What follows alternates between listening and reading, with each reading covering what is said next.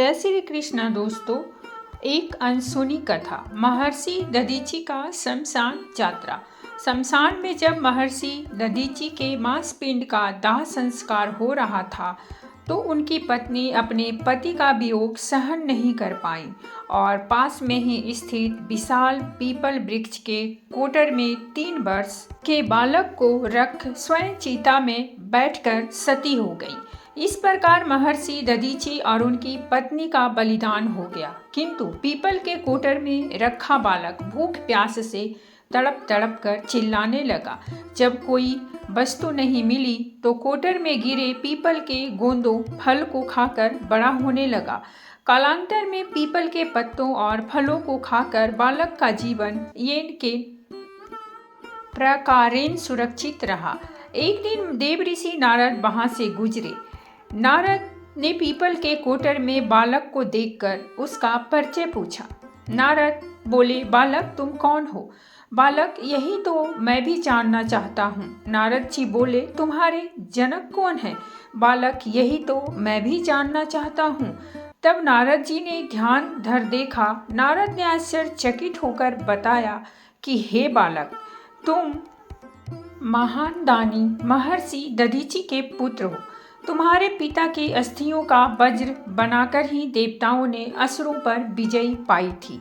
नारद ने बताया कि तुम्हारे पिता दधीचि की मृत्यु मात्र 31 वर्ष की आयु में ही हो गई थी। बालक ने बोला, मेरे पिता की अकाल मृत्यु का कारण क्या था? नारद जी बोलते हैं, तुम्हारे पिता पर शनि देव की महादशा थी। बालक ने पूछा, मेरे ऊपर आई विपत्ति का कारण क्या था? नारद जी ने बताया, शनि देव की महादशा। इतना बताकर देव ऋषि नारद ने पीपल के पत्तों और गोंदों को खाकर जीने वाले बालक का नाम पीपल लाद रखा और उसे दीक्षित किया। नारद जी के जाने के बाद बालक पिपलाद ने नारद के बताए अनुसार ब्रह्मा जी की घोर तपस्या कर उन्हें प्रसन्न किया। ब्रह्मा जी ने जब बालक पिपलाद से वर मांगने को कहा तो पिपलाद ने अपनी दृष्टि मात्र से किसी भी वस्तु को जलाने की शक्ति मांगी। ब्रह्मा जी से वर मिलने पर सर्वप्रथम पिपलाद ने शनि देव का आवाहन कर अपने सम्मुख प्रस्तुत किया और सामने पाकर आंखें खोलकर भस्म करना शुरू कर दिया। शनिदेव सशरीर जलने लगे। ब्रह्मांड में कोलाहल मच गया। सूर्यपुत्र शनि की रक्षा में सारे देव विफल हो गए। सूर्य भी अपनी आंखों के सामने अपने पुत्र को जलता हुआ देखकर ब्रह्मा जी से बचाने हेतु विनय करने लगे। अंततः ब्रह्मा जी स्वयं पिपलानाथ के सम्मुख पधारे और शनि देव को छोड़ने की बात कही, किंतु पिपलाद ने तैयार नहीं हुए। ब्रह्मा जी ने एक के बदले 2 वर मांगने की बात कही। तब पिपलाद ने खुश होकर निम्बत 2 वरदान मांगे।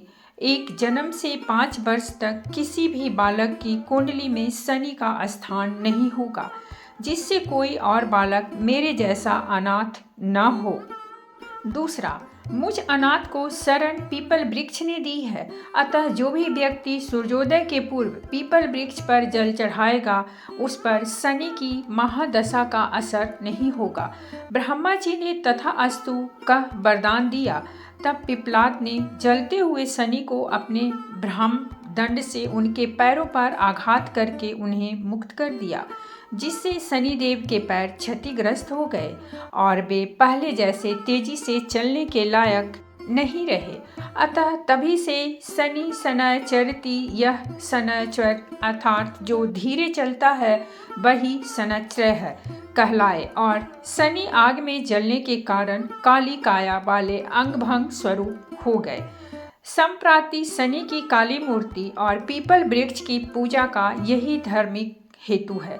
आगे चलकर पिपलाद ने प्रश्न उपनिषद की रचना की, जो आज भी ज्ञान काव्य बृहत भंडार है। तो दोस्तों, ये थी हमारी आज की कहानी और अगर कहानी अच्छी लगी हो तो प्लीज़ हमारे चैनल को सब्सक्राइब कीजिए, वीडियो को लाइक और शेयर जरूर कीजिए। कहानी सुनने के लिए बहुत बहुत धन्यवाद। मिलते हैं हम एक नई कहानी के साथ।